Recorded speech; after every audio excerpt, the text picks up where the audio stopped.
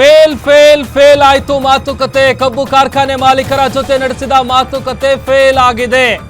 ವಿಧಾನಸೌಧದಲ್ಲಿ ನಡೆದ ಸಿಎಂ ಜೊತೆಗಿನ ಮಾತುಕತೆ ವಿಫಲ ಆಗಿದೆ. ಬೆಳಗ್ಗೆಯಿಂದ ನಡೆದಿತ್ತು ಹೈ ವೋಲ್ಟೇಜ್ ಸಭೆ, ಇದು ಫೇಲ್ಯೂರ್ ಆಗಿದೆ. ಕಾರ್ಖಾನೆ ಮಾಲೀಕರ ಡಿಮ್ಯಾಂಡಿಗೆ ಮುಖ್ಯಮಂತ್ರಿಗಳು ಒಪ್ಪಿಲ್ಲ.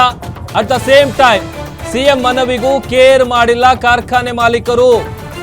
3,500 ರೂಪಾಯಿ ಬದಲು 3,200 ರೂಪಾಯಿ ಕೊಡ್ತೀವಿ ಅಷ್ಟೇ. ಯಾವುದೇ ಕಾರಣಕ್ಕೂ 3,500 ರೂಪಾಯಿ ಕೊಡೋದಕ್ಕೆ ಸಾಧ್ಯ ಇಲ್ಲ. ಕಡ್ಡಿ ತುಂಡು ಮಾಡ್ದಂತ ಹೇಳಿದ್ದಾರೆ. ಅಗತ್ಯ ಇದ್ರೆ ಸರ್ಕಾರದಿಂದಲೇ ಕಾರ್ಖಾನೆಗಳನ್ನ ನಡೆಸ್ಕೊಳ್ಳಿ. ಸಿಎಂಗೆ ಕಡ್ಡಿ ಮುರಿದಂತೆ ಹೇಳಿದ್ದಾರೆ ಕಾರ್ಖಾನೆ ಮಾಲೀಕರು. ಒಂದು ಕಡೆ ರೈತರಿಗೆ 3,500 ರೂಪಾಯಿ ಕೊಡಿಸಬೇಕು ಅಂತೇಳಿ ಮೀಟಿಂಗ್ ಅನ್ನ ಕರೆದಿದ್ರು, ಫ್ಯಾಕ್ಟರಿ ಓನರ್ಗಳ ಮೀಟಿಂಗು. ಆ ಮೀಟಿಂಗು ಫೇಲ್ಯೂರ್ ಆಗಿದೆ. ವಿಧಾನಸೌಧದಲ್ಲಿ ನಡೆದಿತ್ತು ಈ ಒಂದು ಮೀಟಿಂಗ್. ಬೆಳಿಗ್ಗೆಯಿಂದ ನಡೆದಿದ್ದಂತಹ ಹೈ ವೋಲ್ಟೇಜ್ ಸಭೆ ಫಲ ಕೊಟ್ಟಿಲ್ಲ. ಕಾರ್ಖಾನೆ ಮಾಲೀಕರ ಡಿಮ್ಯಾಂಡಿಗೆ ಸಿಎಂ ಒಪ್ಪಿಲ್ಲ. ಅತ್ತ ಸಿಎಂ ಮನವಿಗೂ ಕೂಡ ಕಾರ್ಖಾನೆಯ ಮಾಲೀಕರು ಸೊಪ್ಪು ಹಾಕಿಲ್ಲ. ನೋಡಿ, ನಾವು ಈಗ ಮುಂಚೆ ಏನು ಹೇಳ್ತಾ ಇದ್ದೀವಿ, 3,500 ರೂಪಾಯಿ ನಮ್ಮ ಕೈಲಿ ಆಗಲ್ಲ, 3,200 ರೂಪಾಯಿ ಫೈನಲ್. ಅದ್ರ ಬಿಟ್ಟು 3,500 ರೂಪಾಯಿ ಕೊಡಬೇಕು ಅಂತೇನು ಡಿಮ್ಯಾಂಡ್ ಮಾಡ್ತಾ ಇದ್ದಾರಲ್ಲ, ಅದು ಕೊಡೋದಕ್ಕೆ ಸಾಧ್ಯನೇ ಇಲ್ಲ. ಯಾವುದೇ ಕಾರಣಕ್ಕೂ ಕೊಡೋದಕ್ಕೆ ನಾವು ರೆಡಿ ಇಲ್ಲ. ಯಾಕಂತಂದ್ರೆ ಈಗ ಫ್ಯಾಕ್ಟ್ರಿ ಮಾಲೀಕರು ಕೂಡ ಒಂದಷ್ಟು ಸಮಸ್ಯೆಗಳನ್ನು, ತಮಗಾಗ್ತಾ ಇರುವಂಥ ತೊಂದರೆಗಳನ್ನು ಹೇಳ್ಕೊಂಡಿದ್ದಾರೆ ಮೀಟಿಂಗ್ನಲ್ಲಿ. ಬಟ್ ಆದರೆ ಹಾಗೋ ಹೀಗೋ ಮಾಡಿ 3,300 ರೂಪಾಯಿವರೆಗೂ ತರೋದಕ್ಕೆ ಸಿಎಂ ಸಿದ್ದರಾಮಯ್ಯ ಅವರು ಕೂಡ ಹರಸಾಹಸ ಪಟ್ಟಿದ್ದಾರೆ. ಬಟ್ ಆದರೆ ಅದು ಫಲ ಕೊಟ್ಟಂಗೆ ಕಾಣ್ತಾ ಇಲ್ಲ. 2 ಗಂಟೆಗಳ ಕಾಲ ನಡೆದಂತಹ ಈ ಮಹತ್ವದ ಮೀಟಿಂಗ್ ಫೇಲ್ಯೂರ್ ಆಗಿದೆ. ಕಬ್ಬು ಕಾರ್ಖಾನೆ ಮಾಲೀಕರ ಜೊತೆ ನಡೆಸಿದಂತಹ ಮಾತುಕತೆ ಏನಿದೆ, ಅದರಲ್ಲಿ ರೈತರಿಗೆ ಸಿಹಿ ಸುದ್ದಿ ಕೊಡುವಂತಹ ಯಾವುದೇ ನಿರ್ಧಾರಕ್ಕೆ ಇತ್ತ ಸರ್ಕಾರ ಬಂದಿಲ್ಲ. ಅತ್ತ ಸರ್ಕಾರ ಆ ಥರದ ನಿರ್ಧಾರವನ್ನು ತೆಗೆದುಕೊಳ್ಳೋದಕ್ಕೆ ಸಕ್ಕರೆ ಕಾರ್ಖಾನೆಯ ಮಾಲೀಕರು ಕೂಡ ಬಿಟ್ಟಿಲ್ಲ. ಅವ್ರಿಗೆ ಏನೇನು ತೊಂದರೆ ಆಗ್ತಾ ಇದೆ, ಅವ್ರು ಯಾಕೆ 3,500 ಕೊಡೋದಕ್ಕೆ ರೆಡಿ ಇಲ್ಲ, ಈ ಎಲ್ಲ ವಿಚಾರಗಳನ್ನು ಹೇಳಿದ್ದಾರೆ. ಅಟ್ಲೀಸ್ಟ್ ಹೋಗ್ಲಿ 3,200 ರೂಪಾಯಿ ಕೊಡ್ತಾ ಇದ್ದೀರಲ್ಲಪ್ಪ, ಇನ್ನೊಂದು 100 ರೂಪಾಯಿ ಸೇರಿಸಿ 3,300 ರೂಪಾಯಿ ಮಾಡಿ, ಈ ಥರದೊಂದು ಚರ್ಚೆ ಕೂಡ ಆಗಿದೆ.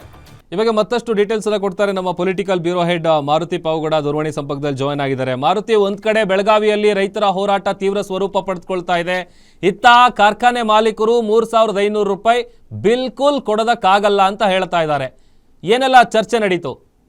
ಪ್ರಭು, ಇವತ್ತಿನ ಮುಖ್ಯಮಂತ್ರಿಗಳ ನೇತೃತ್ವದಲ್ಲಿ ನಡೆದಂತಹ ಸಭೆಯಲ್ಲಿ ಎಲ್ಲಾ ಕಾರ್ಖಾನೆ ಮಾಲೀಕರು ಒಗ್ಗಟ್ಟಾಗಿ ಒಕ್ಕೊರಲಿನಿಂದ ಒಂದು ಮಾತನ್ನ ಮುಖ್ಯಮಂತ್ರಿಗಳಿಗೆ ತಿಳಿಸಿರುವಂತದ್ದು. ಯಾವುದೇ ಕಾರಣಕ್ಕೂ ರೈತರು ಒತ್ತಾಯ ಮಾಡ್ತಾ ಇರುವಂತಹ ಬೆಲೆಯನ್ನ ಕೊಡೋದಕ್ಕೆ ಆಗೋದಿಲ್ಲ. ಆ ಬೆಲೆನ ಕೊಟ್ಟಿದ್ದೆ ಆದ್ರೆ ನಾವು ಕಾರ್ಖಾನೆಗಳನ್ನು ಕೂಡ ನಡೆಸೋದಕ್ಕೆ ಆಗೋದಿಲ್ಲ. ಒಂದು ವೇಳೆ ಆ ರೀತಿ ಕೊಡ್ಲೇಬೇಕು ಅನ್ನುವಂತಹ ಒಂದು ತಾಕೀತು ಸೂಚನೆಗಳು ಬಂದಿದ್ದೆ ಆದ್ರೆ ನಾವು ನಮ್ಮ ಕಂಪನಿ ಮತ್ತೆ ಕಾರ್ಖಾನೆಗಳನ್ನ ಬೇಕಿದ್ರೆ ಸರ್ಕಾರಕ್ಕೆ ವಹಿಸ್ಕೊಡ್ತೀವಿ, ಬೇಕಿದ್ರೆ ನಡೆಸ್ಕೊಳ್ಳಿ ಅನ್ನುವಂತಹ ಮಾತುಗಳನ್ನು ಕೂಡ ಹೇಳಿದ್ದಾರೆ. ಆದ್ರೆ ಮುಖ್ಯಮಂತ್ರಿ ಸಿದ್ದರಾಮಯ್ಯ ಅವರ ನೇರವಾಗಿ ಕಾರ್ಖಾನೆ ಮಾಲೀಕರಿಗೂ ಕೂಡ ಪ್ರಶ್ನೆ ಮಾಡಿರುವಂತದ್ದು, ಹಾಗಾದ್ರೆ ಯಾವ ಕಾರಣಕ್ಕೋಸ್ಕರ ಒಬ್ಬೊಬ್ಬರು 3 ಕಂಪನಿ 4 ಕಂಪನಿ ಕಾರ್ಖಾನೆಗಳನ್ನ ಮಾಡಿದ್ರು ಅಂತ. ಯಾಕಂತ ಹೇಳಿದ್ರೆ ಸಿದ್ದರಾಮಯ್ಯ ಮತ್ತೆ ಮಾಜಿ ಸಚಿವರಾದಂತಹ ನಿರಾಣಿ ಅವರ ನಡುವೆ ಒಂದಷ್ಟು ಸಭೆಯ ಒಳಗಡೆ ಈ ರೀತಿಯಾಗಿ ವಾಗ್ವಾದಗಳು ಕೂಡ ಆಗಿದಾವೆ. ಮುಖ್ಯಮಂತ್ರಿಗಳು ಏನ್ ಹೇಳ್ತಾರೋ ಅದರಂತೆ ನಡ್ಕೊಳ್ಳೋದಕ್ಕೆ ಸಾಧ್ಯವೇ ಇಲ್ಲ. ಹಾಗೇನಾದ್ರೂ ಕೊಡೋದಾಗಿದ್ರೆ ಶಿವಾನಂದ ಪಾಟೀಲ್, ಎಚ್ ಕೆ ಪಾಟೀಲ್ ಅವ್ರಿಗೆ ನಾನು ನನ್ನ ಕಾರ್ಖಾನೆಯನ್ನ ವಹಿಸ್ಕೊಡ್ತೀನಿ, ಅವ್ರು ಬೇಕಿದ್ರೆ ಕೊಡ್ಲಿ, ಯಾಕಂತ ಹೇಳಿದ್ರೆ ಅಷ್ಟು ದೊಡ್ಡ ಮಟ್ಟದ ಹಣವನ್ನ ಪಾವತಿ ಮಾಡೋದಕ್ಕೆ ಆಗೋದಿಲ್ಲ ಅನ್ನುವಂಥದ್ದನ್ನು ಕೂಡ ಹೇಳಿರುವಂತದ್ದು. ಅದೇ ರೀತಿ ನಿರಾಣಿ ಅವರು ಹೇಳಿದಂತಹ ಮಾತಿಗೆ ಬಹುತೇಕ ಎಲ್ಲಾ ಕಾರ್ಖಾನೆಗಳ ಮಾಲೀಕರು ಕೂಡ ಹೇಳಿದ್ದಾರೆ. ಅದಾದ ಬಳಿಕ ಸಭೆಯ ಮುಗಿದ ಬಳಿಕ ಬಂದಂತಹ ಹಲವು ಮುಖಂಡಗಳು ಇದನ್ನೇ ಹೇಳಿದ್ರು, ಈ ಸಭೆ ಅಪೂರ್ಣ ಆಗಿದೆ. ಯಾಕಂತ ಹೇಳಿದ್ರೆ ನಮ್ಮ ಅಹವಾಲನ್ನ ಸಿದ್ದರಾಮಯ್ಯ ಅವರು ಕೇಳಿದ್ದಾರೆ. ಅದಾದ ಬಳಿಕ ಈಗ ರೈತ ಮುಖಂಡರ ಜೊತೆ ಚರ್ಚೆ ಮಾಡ್ತಾರೆ. ತದ ಬಳಿಕ ನಾವೊಂದು ನಿರ್ಧಾರ ಮಾಡ್ತೀವಿ. ಅಂದ್ರೆ ಯಾವುದೇ ಕಾರಣಕ್ಕೂ 3,500 ರೂಪಾಯಿ ಒಂದು ಟನ್ಗೆ ಕೊಡೋದಕ್ಕೆ ಕಾರ್ಖಾನೆ ಮಾಲೀಕರು ತಯಾರಿಲ್ಲ. ಆದ್ರೆ ಒಂದು ಅಮಿಕಬಲ್ ಸೆಟಲ್ಮೆಂಟ್ ಅಂತ ಹೇಳಿದ್ರೆ ಆ ರೀತಿಯಾಗಿ ಬೇಕಿದ್ರೆ ಒಂದು ದರವನ್ನ ನಿಗದಿ ಮಾಡಿ ಅನ್ನುವಂತ ಒಂದು ಸಲಹೆಯನ್ನ ಸಭೆಯ ಒಳಗಡೆ ಕೊಟ್ಟಿದ್ದಾರೆ. ಅಂದ್ರೆ FRP ರೇಟ್ ಏನಿದೆಯೋ ಅದಕ್ಕೆ ಹೆಚ್ಚು ಕಡಿಮೆ ಅಂತೆ ಕೊಡೋದಕ್ಕೆ ಸಿದ್ಧ ಇದೀವಿ ಅನ್ನುವಂತಹ ಮಾತುಗಳನ್ನು ಹೇಳಿದ್ದಾರೆ. ಹೀಗಾಗಿ ಮುಖ್ಯಮಂತ್ರಿ ಸಿದ್ದರಾಮಯ್ಯ ಅವರು ಈಗ ರೈತ ಮುಖಂಡರನ್ನು ಕೂಡ ಕರೆದು ಮಾತುಕತೆಯನ್ನ ಆಡ್ತಾರೆ. ಮಾತುಕತೆ ಆದ ಬಳಿಕ ಮತ್ತೊಮ್ಮೆ ಕಾರ್ಖಾನೆ ಮಾಲೀಕರ ಜೊತೆ ಸಭೆ ನಡೆಯುತ್ತೆ. ಅದಾದ ಬಳಿಕ ಅಂತಿಮವಾದಂತಹ ಒಂದು ನಿರ್ಧಾರವನ್ನ ತೆಗೆದುಕೊಳ್ಳುವಂತಹ ಒಂದು ಸಾಧ್ಯತೆ ಇದೆ. ಆದ್ರೆ ಬಾಗಲಕೋಟೆ, ಬಿಜಾಪುರ ಹಾಗೂ ಬೇರೆ ಬೇರೆ ಜಿಲ್ಲೆಗಳಿಂದ ರೈತ ಮುಖಂಡರನ್ನ ಸಭೆಗೆ ಬರುವಂತೆ ಸೂಚನೆ ನೀಡಲಾಗಿತ್ತು, ನಿಯೋಗವನ್ನ.